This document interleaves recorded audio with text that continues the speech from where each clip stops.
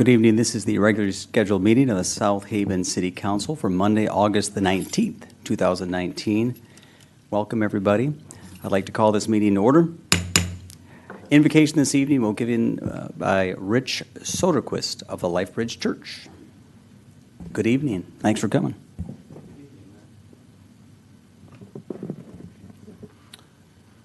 Dear Lord and loving Heavenly Father, we just bring these proceedings before you, and we give you thanks and praise for this fine organization, for our city, our state, and our nation, Lord. We do just ask that you would lay your blessings upon the President and all those that serve in Congress and the Senate. And as it flows down to the local and city officials, even here in South Haven, Lord, we ask you to bless these men and women of the council as they lead. We ask that you would bless Scott, give all of them wisdom. Bless Scott as he leads this proceeding. Bless everybody here. We ask that everything that is said and done here, Lord, will be peaceful, without strife or division. That you would just enter into this room and take care of everybody here. Help all the community folks that need to bring their concerns before, to do that with peace, Lord. There's a lot going on out there, and we know that you're in control, and we're thankful for that. Lord, we do just ask that you would give us wisdom as we go through this and take care of all of us, take care of our schools, take care of our city, take care of all our workers that are out there, Lord, and we just give you thanks. In Jesus' name, amen. Amen. Rich, thank you for coming and starting us off on a positive note. If you'll please join me for the Pledge of Allegiance. I pledge allegiance to the flag of the United States of America and to the republic for which it stands, one nation, under God, indivisible, with liberty and justice for all. Roll call. Travis. Chris Campbell. Here. Clark Gruber. Here. Joe Reeser. Here. Steve Schlock. George Sleeper. Here. Letitia Wilkins. Here. Scott Smith. Here. I'll make a motion to excuse Steve. I'll second. Motion is second to excuse Steve Schlock. All those in favor say aye. Aye. He's excused. Thank you. Consent agenda items A through D. I'll make a motion to approve consent agenda items A through D. I'll second. Motion is second. Is there any discussion on that? Do we need to approve the actual agenda first? Oh, let's do that. Let's do the agenda first. I'll take that one first. I'll make a motion to approve the agenda. I'll second. All right, motion is second to approve the agenda. Any discussion? All those in favor say aye. Aye. Opposed, no. We are approved. Now to that consent agenda. I'll continue to So the make a motion? motion to Okay. approve the consent agenda items A through D. I'll Perfect. second. All right, motion second. Travis, roll call. Campbell. Yes. Gruber. Yes. Reeser. Yes. Sleeper. Yes. Wilkins. Yes. Smith. Yes. That takes us to new business. City Council will receive an update on the upcoming special meeting between the City Council, South Haven Charter Township Board, and the South Haven Housing Commission, focusing on affordable housing options. Mr. Dezette? Members of council, no formal action needed by the council, aside from just making you all, as well as the public, aware of an upcoming session. As the mayor noted, there will be a joint session between South Haven City Council, South Haven Charter Township, and South Haven Housing Commission. We will certainly encourage the public, as well as any of the various serving boards from the ZBA, Planning Commission, LDFA, et cetera, to consider attending. The session will occur on Monday, September 9th at 7 p.m. at South Haven Public Schools at the Integrated Learning Center at the high school. For this session, Mr. Ryan Kilpatrick from Housing Next will be leading the conversation, and we're going to be essentially tackling both a micro and a macro version of our understanding affordable housing within South Haven. The micro version of the conversation is going to be trying to drill down into the Overton site, It's roughly 6 acres of property that the city of South Haven owns. And Mr. Kilpatrick will be helping to develop an understanding of truly what is the need for housing within the city of South Haven. And he'll be working with the city council to come up with recommendations for exactly what type of housing should be placed there. That's at the micro level. At the macro level, Mr. Kilpatrick will be helping conversations with both the city as well as the township, trying to understand the types of market that truly is something that is lacking. And he'll be helping to develop some specs that could be implemented in both the city as well as the surrounding township. This is not something that will be done in one night. What we're trying to do is engage Mr. Kilpatrick and the folks at Housing Next for the coming months to be working with us as we attempt to develop a plan for the redevelopment of the former Overton site, but then also seeking redevelopment opportunities in the overall community. So this is one that I'm excited about. It's something that the council has talked about as being a priority, and we've gone out and sought someone that truly is an expert in housing. Some of you may have seen him speak at the Thursday Night Speaker Series earlier this year, and you may recognize him when he comes. But no action needed by the council aside from just placing this onto your calendars and planning to be there. Very good, thank you. It was an excellent presentation at that Thursday Night Speaker Series, and as you mentioned, it's our top priority. So folks are aware, we've been talking about housing for a while, so this is a nice opportunity. Yeah, and just one last thing that's noted in the report. What's exciting about this is it's truly going into it with a spirit of partnership. The Housing Commission, the Charter Township have both offered to help fund the costs of bringing in this expert. So this is one where we truly are sharing and hopefully moving in a partnership. Very good. Thanks, Brian. Yep. All right. City Council will be asked to consider introduction of a proposed ordinance to prohibit recreational fires in public right-of-ways. I'll let Brian tell us what we're talking about. So the council will be asked to take the following action tonight, which is a simple introduction to an ordinance. The ordinance seeks to create a prohibition from recreational fires from them being permitted in the city's street right-of-way, typically parkways. This is something that I had not heard of individuals doing just until this last 4th of July. We received a complaint from a couple of residents about someone setting up essentially a barbecue on the parkway very near a home. And you would think that that wouldn't occur. Unfortunately, it did. And as we looked through our code of ordinances, we found that there was nothing to prohibit that type of activity. There's prohibitions in place from grilling in, say, on public property in a park, but there's nothing that says you can't do this. So as we looked through the situation, we reviewed it at staff level with assistance from Shays, and then ultimately with the city's attorney. We found that there's nothing in here that says you can't do it. So staff is recommending that you consider this as a new ordinance. Sounds good, thank you. Is there a motion to introduce this? I'll make a motion to introduce the proposed ordinance to prohibit recreational fires in public right-of-ways. I second it. We have a motion and a second. Are there any public questions or comments? Come on up. If you just want to state your name and address and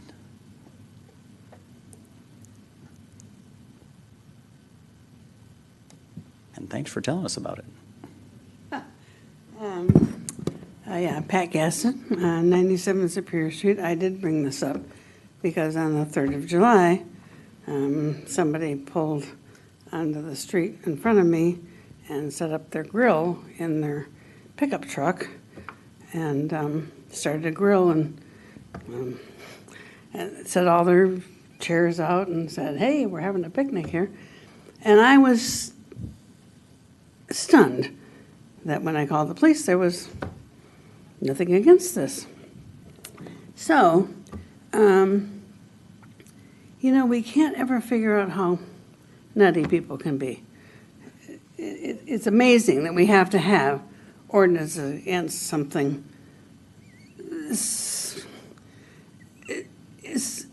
Anyway, so I did bring this up, and according to the people, and the police came and they said, oh, they were in illegal parking spots, so what's the problem? And they claimed that 15 other people were doing this all around our ward. So I'm glad to see that took me seriously and brought this up. You know, I don't know what we can do to people who just don't seem to get it. How many other things that people will do that just seem obvious to the rest of us. But anyway, I'm glad this is brought up. I'm glad that Brian followed up on it and let you all know about it. So I'm glad this is coming up. And hopefully next year, I won't ever have to talk about this again. Very good. Thank you, Pat. Any other questions? Any council questions? Yeah. So when we say parkways, we're talking pretty much, It's the street right-of-way, so anywhere within the street, if you decided you wanted to park on Monroe Boulevard and put a gas grill in the back of your truck, that would now be a prohibited item. That you can't do that in the city right-of-way. Also, if you were to just move into the parkway and it's not your property and you don't have permission to be there, we now could tell you, hey, you're breaking the local law. I guess the question I would have is, what about, let's say, the school's doing an all-day event and they set up tailgating? Where does that fall into this? So you're on school property, Okay. and So then it's a different story. yeah. Okay. Yep. Good question. So, Brian, we're introducing this proposed ordinance. Is there something that follows after this before it becomes an actual? Yeah, so Change at your the next meeting, at the next regular meeting, this would be, the council at that time would be asked to host a public hearing, and at that time, consider additional public comment, and then consider formal action to adopt. Okay, thank you. Yep, it's a two-step process. You can't adopt tonight. It's a simple introduction. All right. There are no other questions. We have a motion and a second to introduce the proposed ordinance to prohibit recreational fires. All those in favor say aye. Aye. Opposed, no. It is introduced. Thank you. Next, City Council will be asked to consider the following actions related to the finance plan for the Center Street reconstruction plan. Item A motion to approve Resolution 2019-40, a resolution requesting the City of South Haven provide a notice of intent to issue Downtown Development Authority bonds. I'll make a motion to approve Resolution 2019-40, a resolution requesting the City of South Haven provide a notice of intent to issue Downtown Development Authority bonds. I'll second. All right, motion and a second. Brian? Members of council, Mr. Mayor, we've now talked about Center Street multiple times. I'm going to move quickly here. For tonight, it's simply a first step. This is a notice of intent. The only thing that the council is being asked to do tonight is announce to the public, and then we will follow up with a publication, that the plan is to issue securities via the Downtown Development Authority and ultimately some general obligation debt. You cannot issue those debts until you've completed the notice of intent period. So for tonight, all you're doing is announcing to the public of your intent to issue debts up to the amounts listed in resolutions 40 and 41. So under 40, it would be $895,000, and then under 41, it would be. I'm sorry, I don't have that number in front of me. Oh shoot, 1.5 million. Now, with that said, those numbers are still in flux. Those are maximum, not to exceeds, and with each day, we're still working to modify the project to try and knock down the total amount of actual debt. We've as noted in the past council meetings, we've picked up multiple grant funding sources for the project, roughly $870,000 from the Michigan Economic Development Corporation, $100,000 even from the United States Department of Agriculture, 75% loan forgiveness from the state of Michigan, and right now 9% loan forgiveness from the DEQ. Tomorrow we'll be submitting an application to ask the DEQ to consider increasing that. So with each day, we just keep talking about the not to exceed numbers. For tonight, it's a simple notice of intent. Very good, thank you. Are there any public questions on this?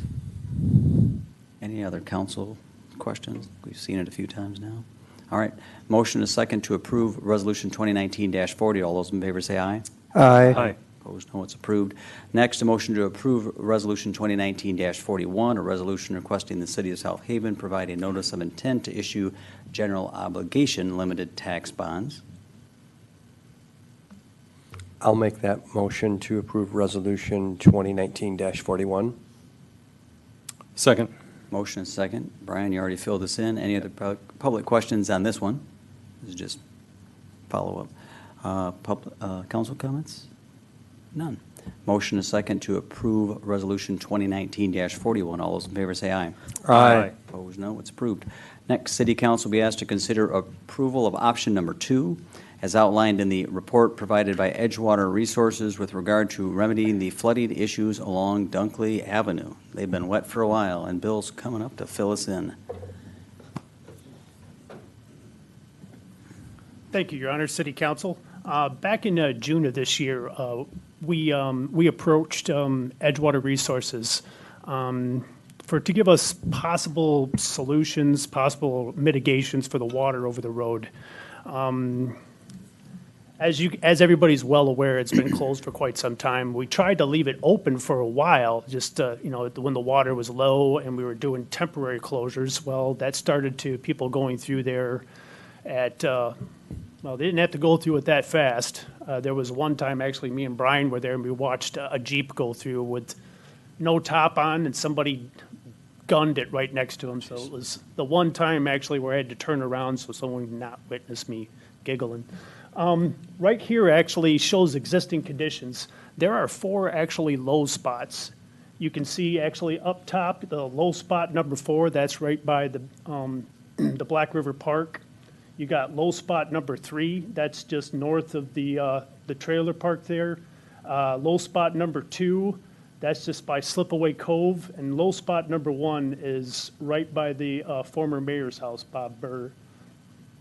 Right now, actually, all those seem to connect. There's surges throughout the day where that thing comes up and down multiple times during the day. There's one point where I usually go out there in the morning and I'll look at it, and somebody will come maybe an hour later and say how different it was. So it changes pretty drastically. So again, we did approach Edgewater Resources. When we approached them, they informed me they were doing this all around the state. So we're not the only community. There's many communities that are struggling and going, okay, what are our options? Edgewater Resources have been doing shoreline protection up and down in the state of Michigan, out the state of Michigan, marina designs, so they are the experts. They did a couple of scenarios for us, like option number 1 is to do nothing. Of course, that's what you could do. You could do nothing and let's wait for Mother Nature. What is Mother Nature going to do? There's about 5 different models you can pick from that'll show you 5 different ways where the water's going to be. So we wanted to be ahead of it. So option number 2 actually goes, I call this the lowest and most economical one. What this does actually is you have a plug actually on the outfall from Burr's house, and you have another plug just about where Slipaway Cove. You take those low points, you pump it down, and you actually free up Dunkley, so it'll be no water until you still get the low spot number 4 and low spot number 3. In this scenario, those are still going to exist if we had the same elevation or that we have next year, so that'll still happen. Option number 3 is actually putting in a pump. Now, I'm sorry, that one option was 20,000 roughly. This option here is putting in a pump station. This one is a 300,000 option. So you're having more plugs. You have a pump station just about Slipaway Cove. You have a couple of more plugs in the area. This one will actually dry it up. And option number 4 is the most expensive one. That's about 460,000 roughly. Now these are budgetary numbers. They could swing up and down compared to the design. This is the first stab at it. When you go into a design, they could go up and down. Staff does recommend actually going with option 2 because Everything else is more of a really permanent fix. So this one here, we don't know what it's going to be like next year, and this will actually get it off the road now. We anticipate we can dry up Dunkley and get that moving for this year and then open up that traffic going through there. We'll still have some detours, like I said, some of the people still coming up that access drive, but we'll be able to open those people that are coming before the bridge, and then they can just run right straight through there. So- Bill, one other point that I saw in the report is if we were to pursue the higher cost options, DEQ permitting is going to be part of that. Yes. And so, just to be clear to the council, but more to the public, if we pursue the higher cost options, just understand that permitting and delays will be associated with that. We are, as staff, highly recommending that we pursue option 2, quite frankly, just to create an immediate sense of relief for the residents. It also gives us an opportunity to see if it works. And then the biggest variable is the lake level. And if that lake level begins to drop, it limits the amount of out-of-pocket expense, and it's also relatively easy to break down and potentially reassemble if need be. Does this city council have any questions on the options Yeah. presented to them? Go ahead, Chris. What happens if the lake level rises, goes up? There does come a point with any of these scenarios, I don't care if you're 2, 3, or 4, Yeah, if it's over. you're at the mercy of Yeah. Mother Nature. There does come a point to that. Even the 3 and 4, that's actually stated in the memo.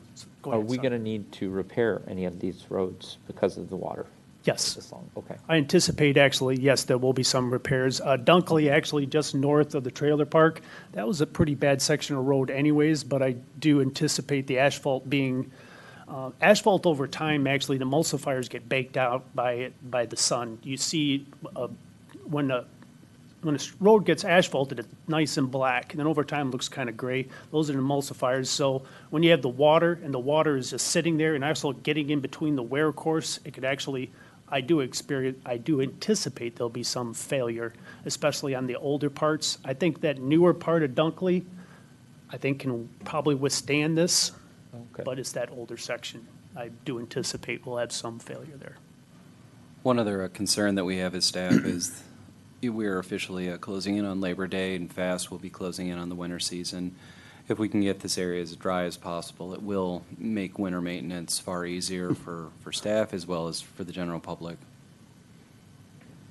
Even the operation of Operation 2, as Brian just stated, with the winter, there does come a point where the pumps will not be effective. If we still have a high level, those pumps will freeze up, the points will freeze up, the discharge pipes will freeze up. There does come a point, and we'll look at the weather, of course, and we'll keep those out as long as possible. But when they're freezing up, we might come a point we just have to pull it and hope for the best. Yes, sir. When the gentleman from Edgewater came to Ward 1 and walked along Monroe Boulevard, one of the things I remember him telling us, and he's told us this more than once, that the ups and downs of Lake Michigan go in about 10-year cycles. So it's like a bell curve. You get the top of the curve, which is normal, then you have the left side of the curve is low water, the right side is high water, so we're on the high side. And he suspects the water is going to go back down. So my question is, in the middle of the curve, do we have flooding? And then secondly, if not, do we want to spend $100,000 for something that may happen once or twice, 1 or 2 years in a row for every 10 years? Every 10 years. It just seems like a lot of money. And my third question is, what do we want to cut out of the budget for $100,000? When I ran my company, if we had an unexpected expense, we cut something. You just can't spend money indiscriminately. So it's kind of a three-part question. Does that make sense, though? It does make sense. You're absolutely right. And I was on, and I think you're referencing the Monroe Plan, right? That Greg did with Edgewater Resources when he walked up Monroe, and we did that outreach. He did talk about this, that the cycles of Lake Michigan, and right now, the way the cycles, we've only been keeping track of Lake Michigan for a little over 100 years, elevation-wise. Lake Michigan's been around a lot longer. than that. So you are right compared to how long we've been keeping track of it, but to say actually it'll start going down, it could maintain, it could be 3 or 4 years maintaining on that curve. Getting to the point actually of it being a budget, we will be looking at that because this is probably coming out of, I suspect, probably we can use some funds from the 204 account. We'll be looking at that and splitting it up, and we're going to have to hard look at projects that we were doing, and we might be pushing some back. So that's a very good point. And I think there was a third option. I think I might have missed that. Or did I answer everything? Well, my other question was, if that's a curve from low to average to real high, and we're on the high side, all those other years, did it flood, or did it just flood the very far right side of that curve for the last 2 years? Because if it's only flooding for 1 year or even 2, maybe we could live with that. For 100,000, maybe it's possible to live with that. If 8 years, it's not flooding. And that's what we're recommending here with this option too. That's what we do not recommend a permanent, like a lift station, a storm sewer lift station. That would be option 3, and option 4 is raising it up. I wouldn't recommend that. You're looking at 300,000 and 460,000. I recommend let's go with this $20,000 approximate. And like you said, this could be, even if it goes part of next season and we're still able to keep up and open that up through there, I say we do that and let's wait out the storm, so to speak. Even that, though, is 20,000, which actually we have to look at still something in the budget. So Plus the street repair, but that's expected. What about the park area? I mean, just down at the boat launch and whatnot, I mean, are there any thoughts on even temporarily moving some of that, or is it just going to fill back up because of the channel in there? I keep looking at it. It'll actually fill back up in the channel. If you look at option actually just north of the low spot 4, that's actually another discharge point where actually that whole open channel feeds up to the north, crosses that one, the entrance to the Black River, keeps up with underground, actually, it's one enclosed, but then ties into and there's another outfall. So that open channel is always susceptible to actually, because it's all tied into that outfall there. It's kind of what I figured, so just get used to riding in the water down there. All right, very good. Now, we have some folks from the public here. I guess do we get a motion on this one? I got another question, real Yep. quick. Yes. Bill, as far as with option 2, someone's going to have to periodically do the pumping. Yes. Is that going to be city staff? Is it going to be hire a contractor to do that? That would be city staff. That's what we're anticipating, what city staff would do. And that's part of this plugging is you do have response time. Right now, our response, and now it's flooded. Right now, and everybody can attest that's actually lives out there, when you have that rain that we had yesterday, I'm sure that went up quite a bit with those surges, and it did. And our pump time with city staff, no matter if you go with a contractor or city staff, it's going to be response time getting the people up, and I would rather have city staff doing that. And so probably an hour, they could be there, pump it down, and then disconnect the pumps. Our plan is actually to leave suction pipes there, plus the discharge. So all we're doing is having a pump on a truck, and that's what we'll do. We'll set up one truck with 2 pumps and then 2 guys out there. We're anticipating 3-inch centrifugal pumps. We also are looking at some submersible ones, maybe a 3-inch with a bladder on the bottom that would, we're looking at that for possibly just leaving the pump there, and so we can just plug it in and out. So the bladder actually works as a bulb, so to speak, to shut the pump on and off, because with the water pressure over top of it causes that bladder to come in, activates the pump. When the pressure starts dropping down, the bladder releases, causes the pump, which could help with actually not having staff there, and they'll activate themselves. So we're looking at those options. But to answer your question, I would prefer city staff. But the setting up of the sandbags and everything, I would prefer actually a contractor, because it's going to be a lot of sandbags to get everything together. Just, Mr. Mayor, members of council, just to follow up on that statement, we do have experience with pumping. It's something that our water and sewer department does on a regular basis, but also with With the way that the lift stations are set up in South Haven Charter Township, Casco Township, many of the 30 plus or minus lift stations that we have do not have standby power. And so we are used to, in the event of a large spread power outage, we do have to essentially do the daisy chain of going out, pumping down, providing power, then moving on to the next one. So this isn't completely out of the norm for something that our staff will have had to deal with in the past. And for right now, we think this is a relatively low-cost proposal, and it does provide relief for the people living in that area. And I witnessed them for years coming out to that lift station behind our house, and they were out, bad weather, they were there. So Yeah, the Indian I Grove will lift attest, station, yeah. they were there. So, yeah, they're good at it. How about a motion, then we'll get the public discussion. Let's see. I guess I'll make a motion then to have staff authorize Edgewood Resources to proceed with option 2, design work and select contractor to set up sandbags and pumping system. I'll second. All right, we have a motion and a second. Public comments. Anybody here? Come on up, just state your name and address and Good evening. I'm Alan Silverman. I live at 144 Dunkley, number 11. The building that I live in is that one large building with the light color, which now has water on both sides. First, I want to thank Bill and Brian for the attention that they've given to this issue. And I want the council to understand that the issue isn't just water. Water over the road, frankly, is the easiest part of the issue. But that water's been standing there, ebbing and flowing for probably close to 2 months. During that time, an extraordinary amount of sludge has accumulated under that water.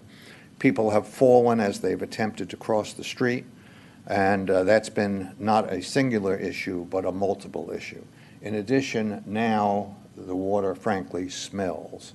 I mean, it really smells awful.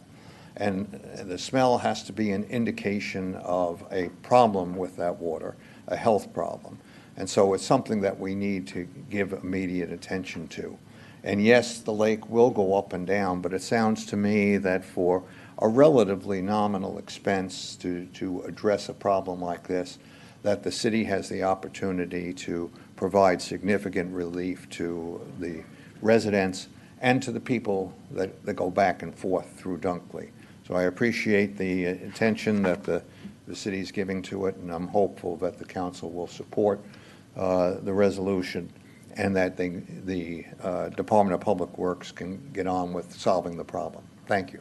very good. Thank you, Ellen. Any other comments? Hi, Fred Meyer, 144 Dunkley, number 13. I think Alan covered it pretty well. We guesstimate that there's been 15 people fall. I've witnessed 5 myself, either off a bicycle, because that's still the Calhaven Trail, and people, they don't listen to the sign that says closed, and they ride down there, and then they're stuck in the water. And we're guesstimating there's probably been 15 people that have fallen, and it's just lucky that the city hasn't been liable, that, you know, somebody hasn't pursued a lawsuit. The only other thing that, Bill, you're talking about maybe sub pumps. Could there be set up a float switch of some type that would possibly not have to have someone come down to get that pump running? That's what we're hoping with actually those submersibles I was just speaking of. There's some larger ones that have a bladders on the bottom. And like you said, those actually work to activate. So when the head gets built up higher, actually the bladder sucks in, causes the pump to take off. So it's normally open and it goes to closed. And it works the opposite way once it pumps down. So that's what we're looking at. Great. And the one last thing is, what happens when the cold weather does get here? That's a pond, and that's going to be ice. And what kind of concern, you know, people still come through there, and again, issues of accidents and things like that. So thank you very much for addressing this issue. We really appreciate it, and thank you. Thanks for your comments. Anybody else have a comment about this?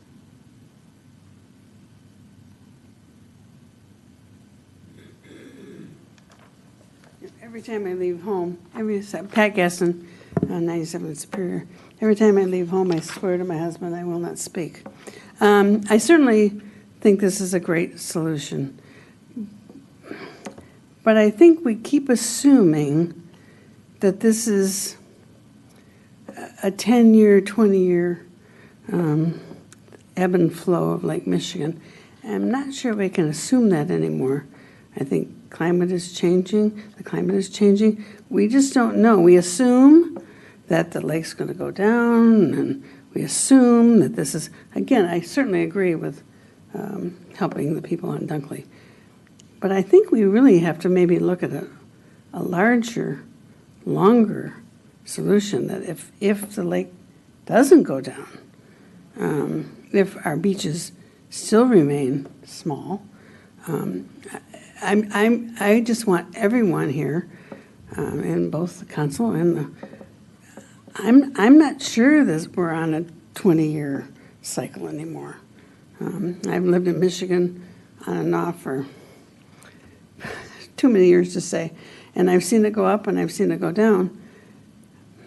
I wish I could be assured that it was going to go down, but I don't think any of you or anybody here can assume it's going to go down. I think we really have to look at a long-term thing here.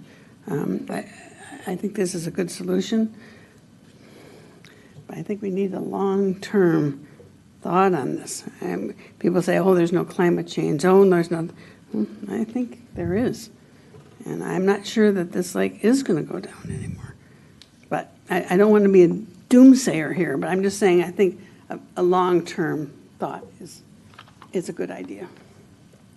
Thank you. Any other public comments? Seeing none, any other council comments?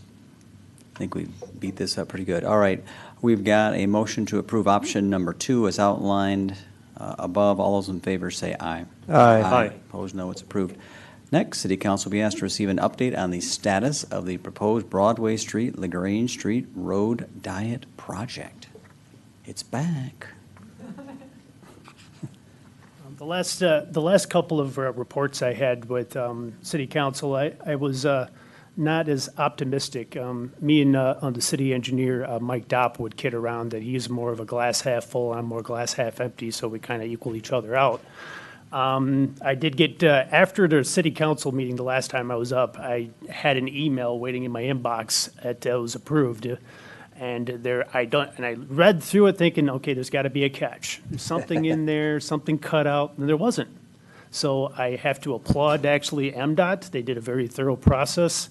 Part of the holdup was, believe it or not, our open house. They wanted actually proof, and one of the things they asked for was minutes from the open house. I was not aware minutes were required from an open house, but they did accept us putting together an editorial that explained that we had one person show up for it. Honestly, we had one person show up for the open house.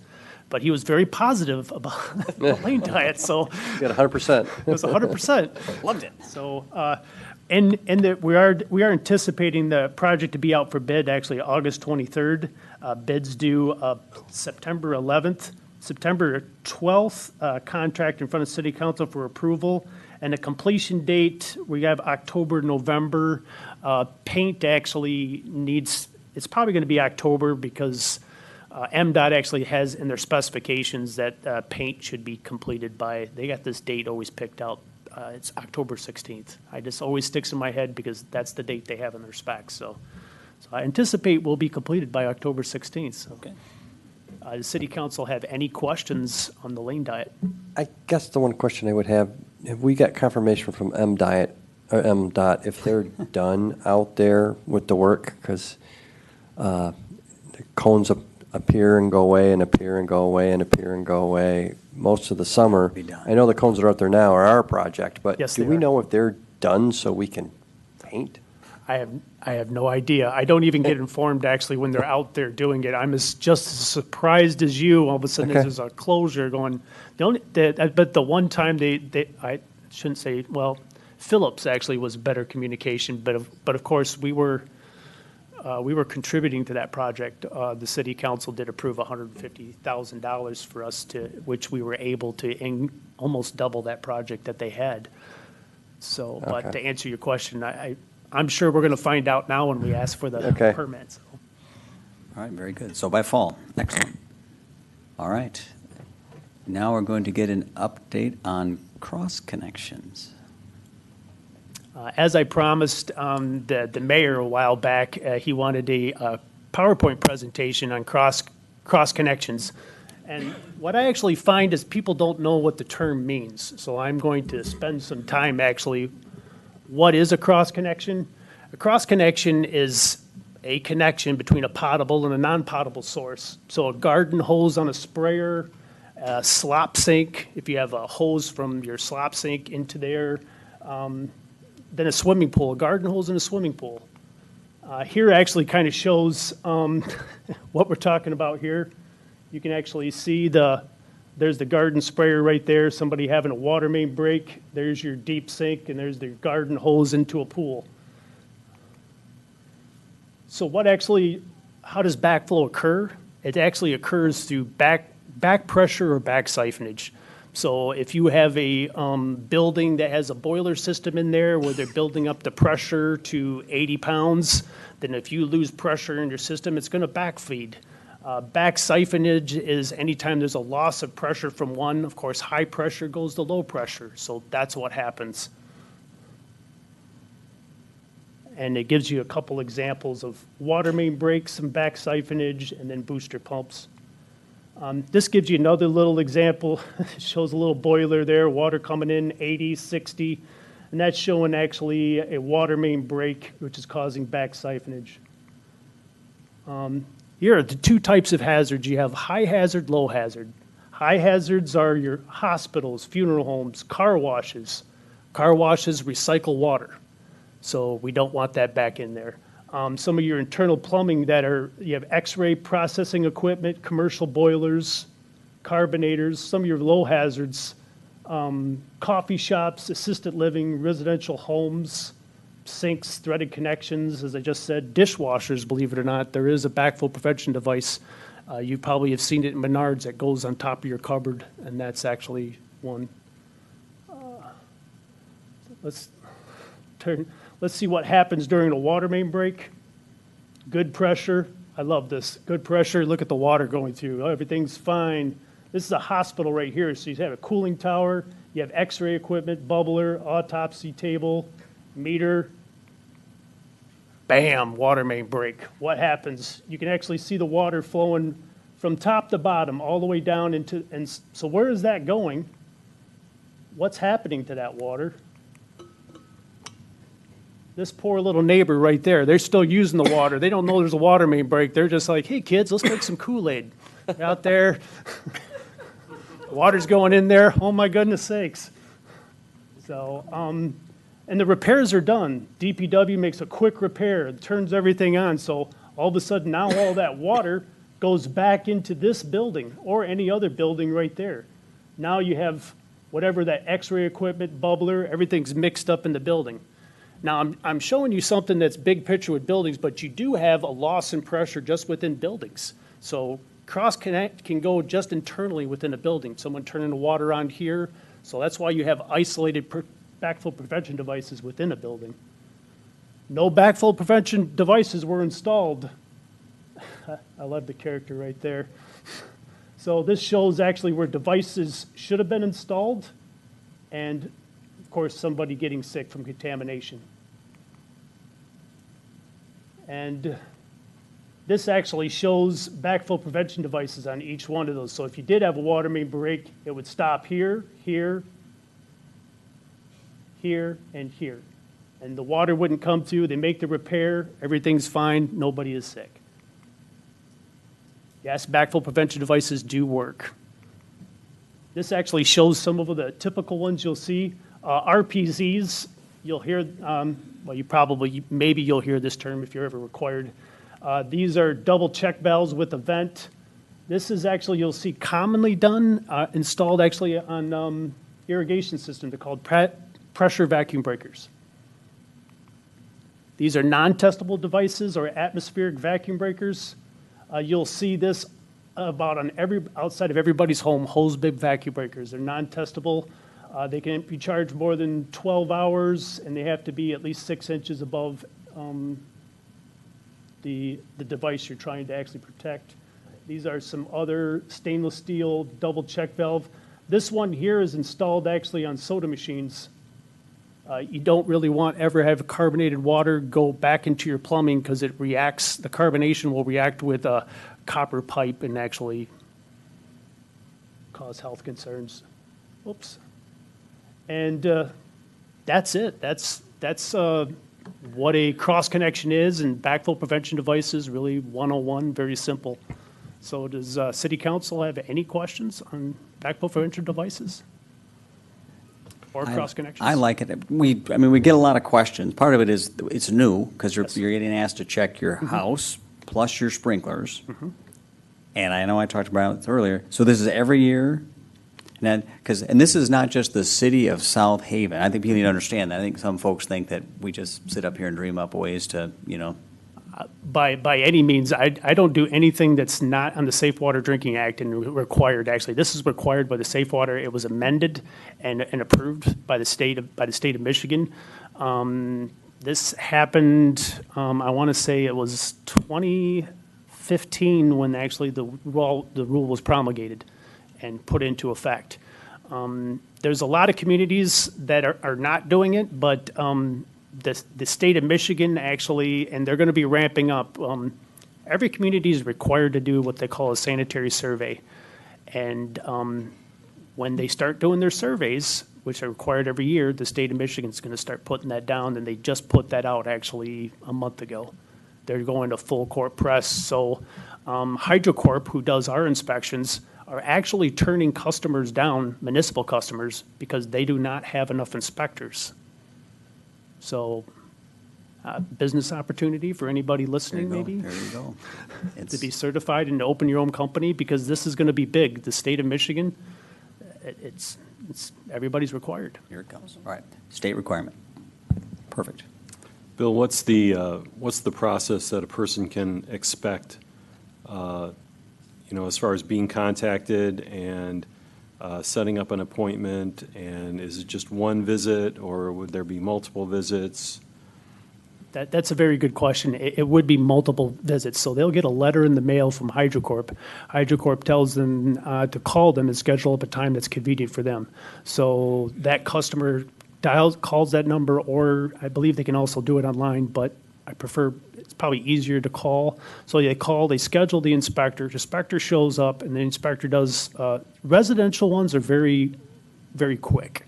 They usually go down in the basement real quick, see what's tied onto it, and they'll walk around the perimeter of the house. And most of the time, the people that are getting the backflow prevention devices they have to install are irrigation, if they have any boiler systems, and those hose bib vacuum breakers. So they'll get another letter in the mail giving them X number of time to maybe get a plumber and install those.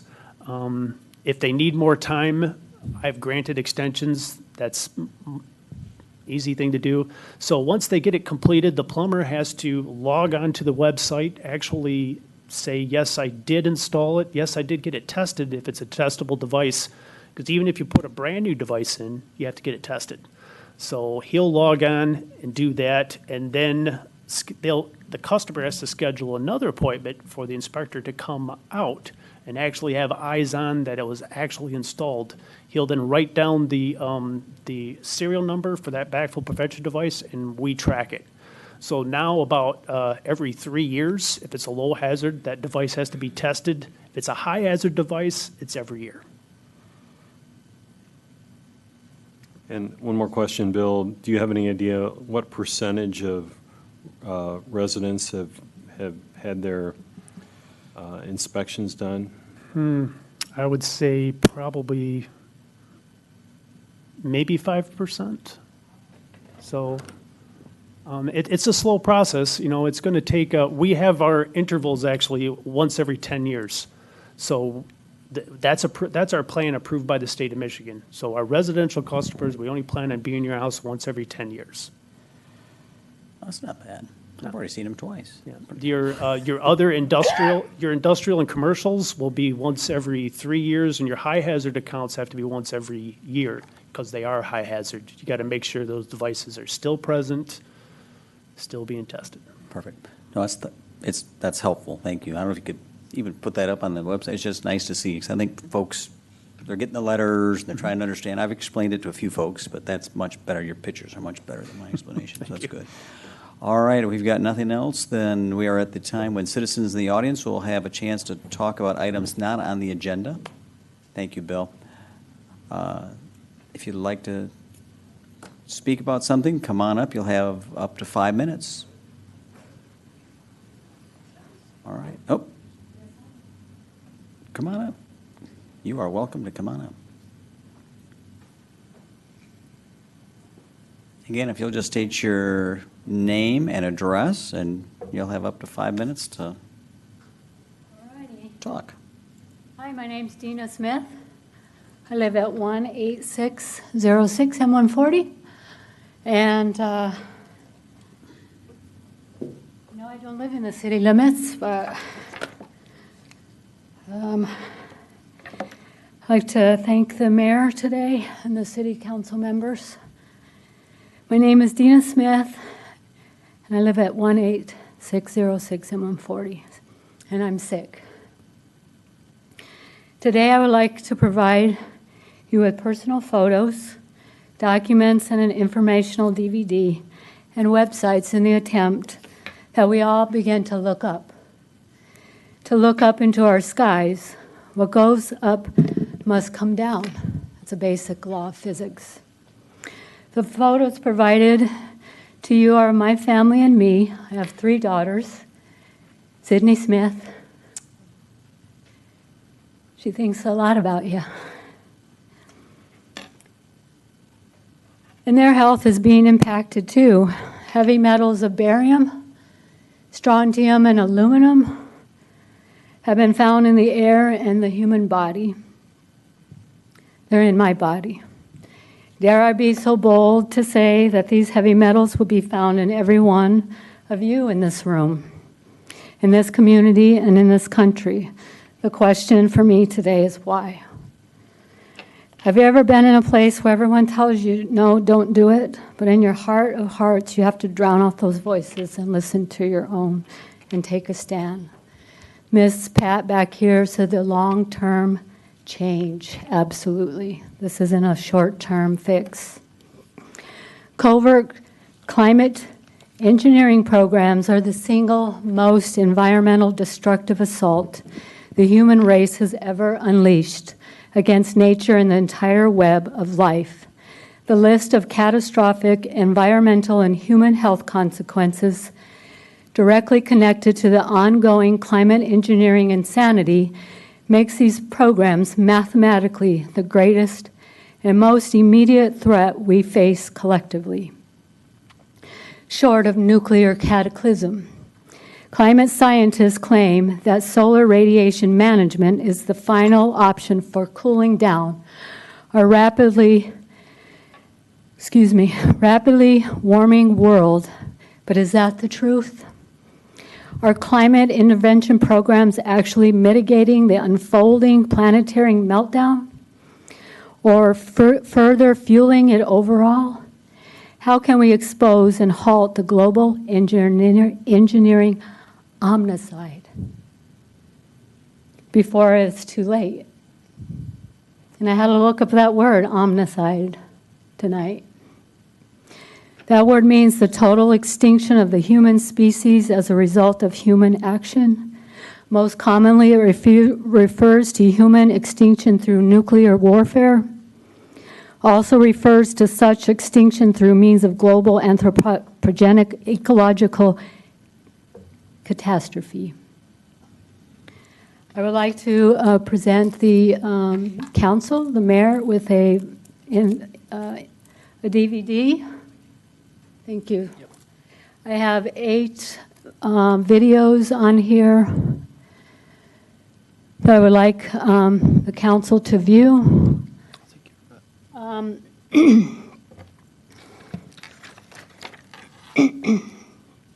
And and also that, sir. This is one board that my daughter and I worked on today.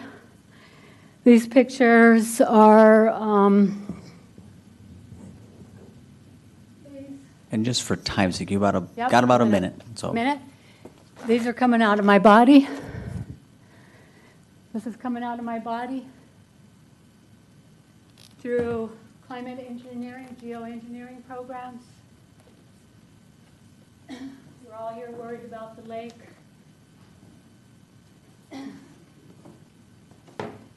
Geoengineering is a science term that applies to processes of climate intervention on a global scale.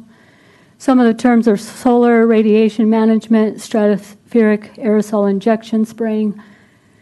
We all know about Monsanto just paying out $2 billion to a cancer victim.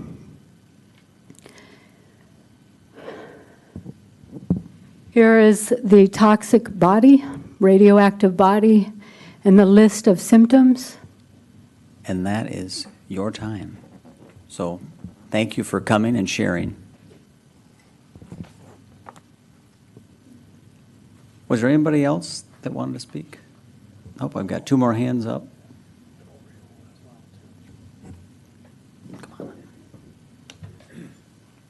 David Veenstra, 1220 Monroe Boulevard. Watching the last presentation on the backflow, we just had that inspection, I think, in the last month, and I just wanted to commend the company that did that. The gentleman that came out was very professional, took us around and showed us where the backflows had to go on, allowed me to install a couple of them and break the tabs off so that they can't be tampered with, and the whole process was about 45 minutes. And so you might hear complaints from time to time, and I just wanted to commend the company that is doing this right now. Very good, thank you.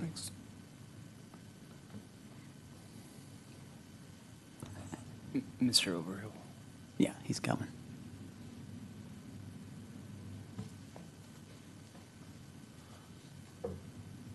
Well, most of you know me. Robert Overhill, 451 Hubbard Street.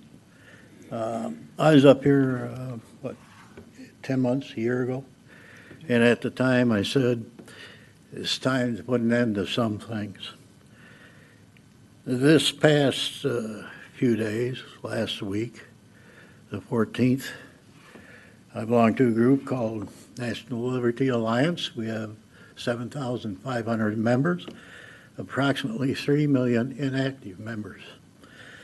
We just filed suit on the sitting Congress and the Supreme Court. Charge, treason. Year committed, 1871. And it extends to all of you here. It's an illusion. We have lost our Constitution, Magna Carta, Bill of Rights, everything, right on down the line. We intend to take this to the end, and that is bring back the Constitution, the Bill of Rights, and everything else, in which you will find we will be reverting back to when every square inch of the lower 48 came from the federal government, either in a land patent, a land trust, and all through the GLO, Government Land Office, now called the BLM, I think since 1952, around there. A lot of the guys in the group want to take it back to 1871. That's not going to work. We know that. My property over on 451 Hubbard Street went through a court of chancellery in 1908, which is illegal. It was done on a commissioner's sale. Probably you don't know what it is. It takes a little study to find out. It's the same as a sheriff's sale today. I have been up to that point of forfeiture with foreclosure. In the material that you've received, I think they got it, is a petition for joinder. I tried to get things done locally and through the county and through the state in 2015 with no avail. So a bunch of us got together in NLA. The suit was entered the 14th. My joinder went in the 11th. In it, you will find listed Chief Circuit Court Judge Kathleen Brinkley. Also, you will find listed the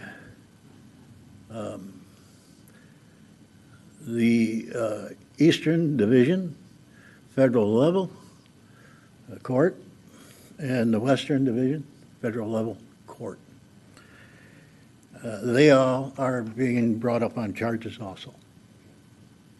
So the property at 451 Hubbard Street, I have, and you can check your own records. On the parcel record, it says LPU, Land Patent Update, 3 times. I intend to enforce that to the point of no taxation on that property. So I like my city. I wasn't born here. I was only born over on the other side of the state for 2 years, out of Ypsilanti. But I've been here, I'm 82, and I've been here 80 years. And I plan on running for sheriff again because the one we got don't know what the hell he's doing. Thank you. Have a good night. Anybody else? Oh, got 2 more. No, me, I can't let a meeting go. Danielle Veenstra, 1220 Monroe Boulevard, and I just wanted to thank Mr. Sleeper for coming in with a reusable water bottle, because bottled water companies don't produce water, they produce plastic bottles. So thank you, sir, for doing your bit for the environment. You're welcome.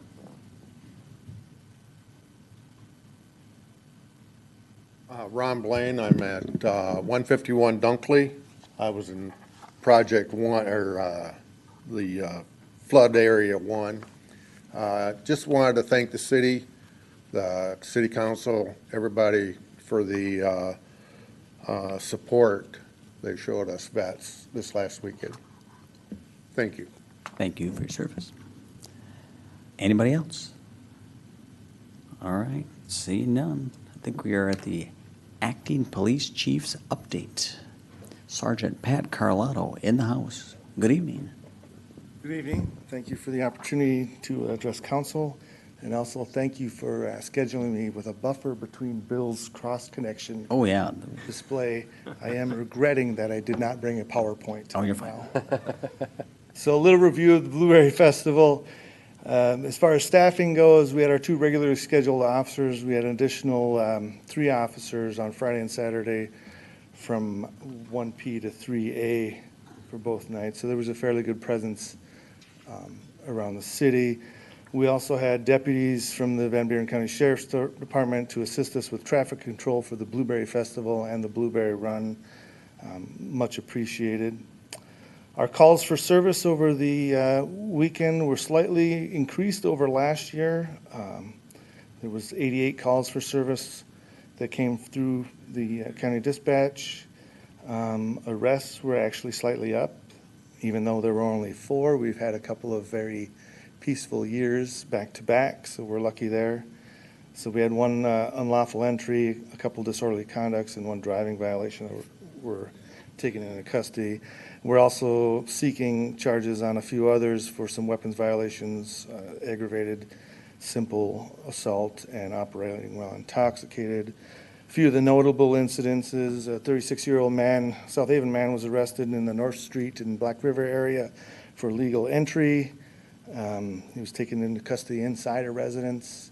It's not clear whether he was having some sort of mental breakdown or was chemically imbalanced at the time.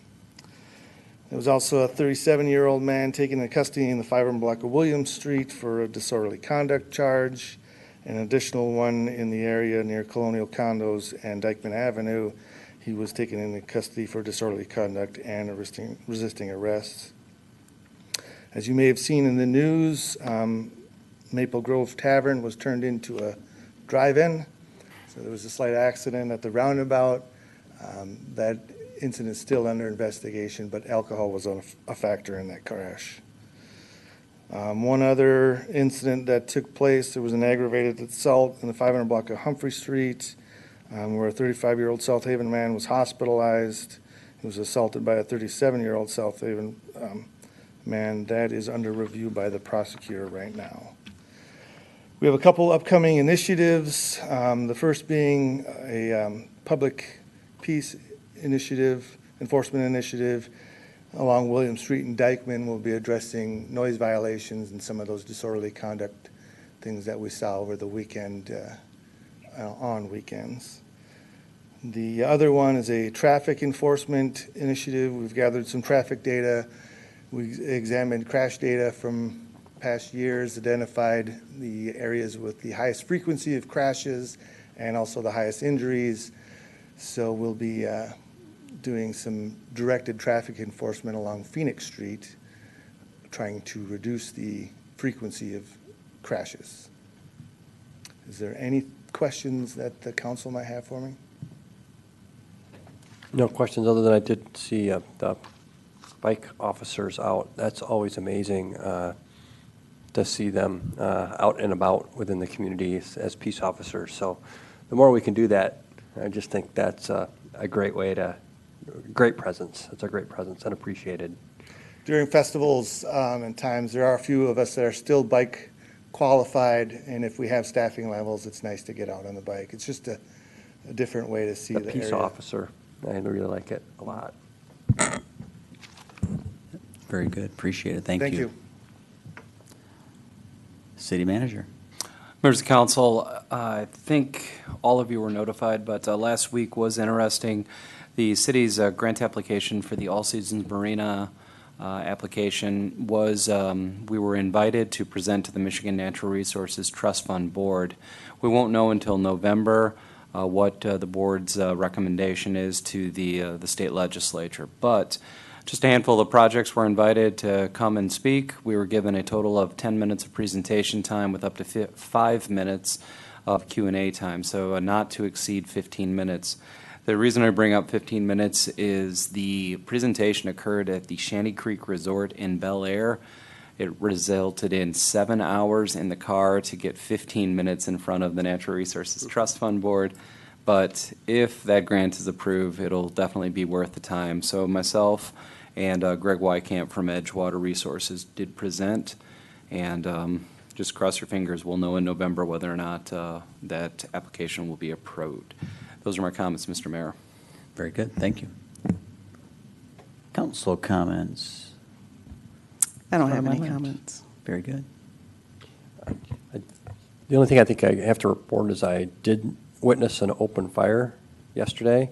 The American Legion and that big, beautiful wall that you see, that is their memorial wall, and they burned their mortgage yesterday, and it was pretty amazing to watch them do that. They were excited, but you know, when you come in off from the water and you look up and see that, it's pretty impressive. So that's all I want to say. But I think it was under control. I would agree with you. I'd agree. Chris? No comment.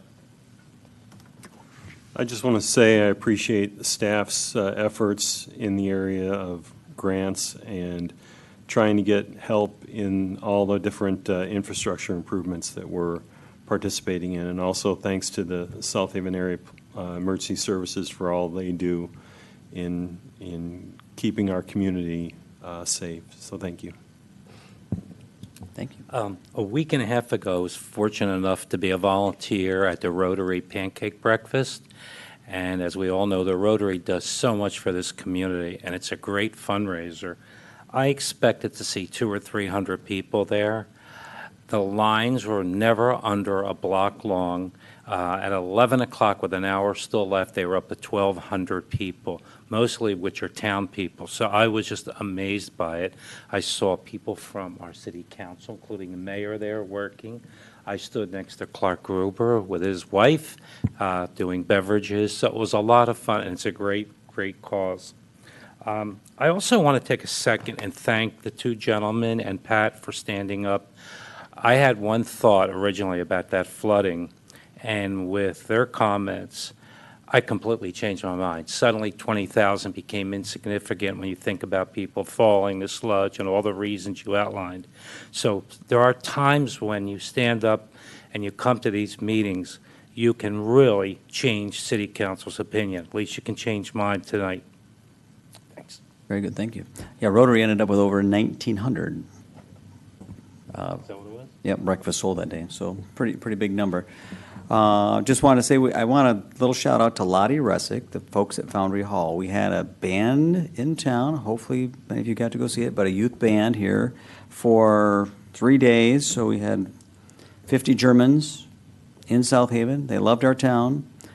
We had a couple at our house. We've been getting messages back. We were their favorite place to be so far, so they're having a hard time comparing to South Haven. So hats off to the city and everything that we have going on here.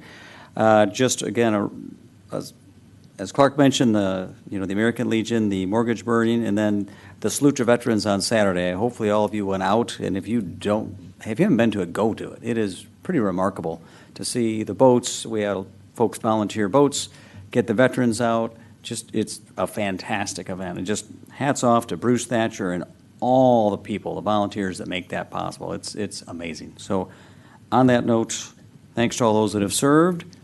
And I will seek a motion to adjourn. I'll make a motion to adjourn. I'll second. Motion is second to adjourn. All those in favor say aye. Aye. We're adjourned. Thanks, everybody.